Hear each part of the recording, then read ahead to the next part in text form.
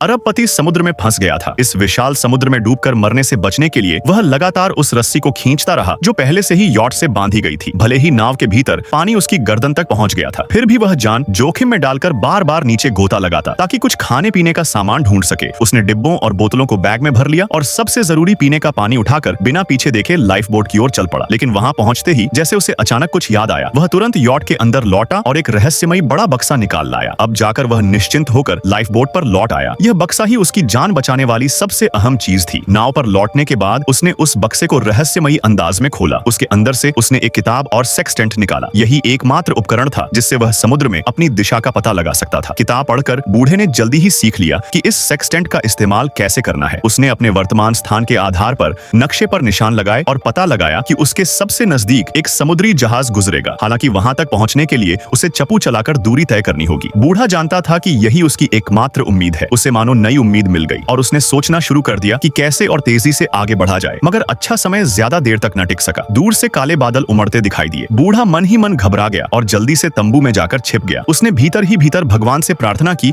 कि उसे इस आने वाली मुसीबत से बचा ले, लेकिन भगवान ने मानो उसकी दुआ न सुनी। रात होते ही तूफान ने लाइफ बोट को जोरों से झकझोरना शुरू कर दिया। ऐसा लग रहा था कि अगले ही पल चक्रवात नाव को पलट देगा। बूढ़ा नाव के दोनों किनारों को कसकर पकड़े रहा ताकि संतुलन बना रहे, लेकिन जल्द ही एक बड़ी लहर ने उसे पटक दिया। नाव ऊपर नीचे पलटने लगी और बूढ़े की आंखों के आगे अंधेरा छा गया। किसी तरह आखिरी ताकत लगाकर वह फिर से नाव के भीतर चढ़ पाया। अब उसकी सहन शक्ति की सीमा पूरी तरह टूट चुकी थी। उसने कानों को कसकर ढक लिया और लाचार होकर खुद को समेट लिया। वह सोच रहा था कि काश उसने यह सफर कभी शुरू ही न किया होता, लेकिन अब पछताने से क्या होता। इसी कशमकश में वह थककर सो गया। सुबह जब आंख खुली तो पाया कि वह अब भी जिंदा है। उसने नाव के भीतर जमा पानी बाहर निकाला और बिस्किट निकालकर पेट भरा। खाने के बीच में उसने फिर नक्शा देखा। अच्छी खबर यह थी कि वह अपने लक्ष्य के करीब पहुंच रहा था।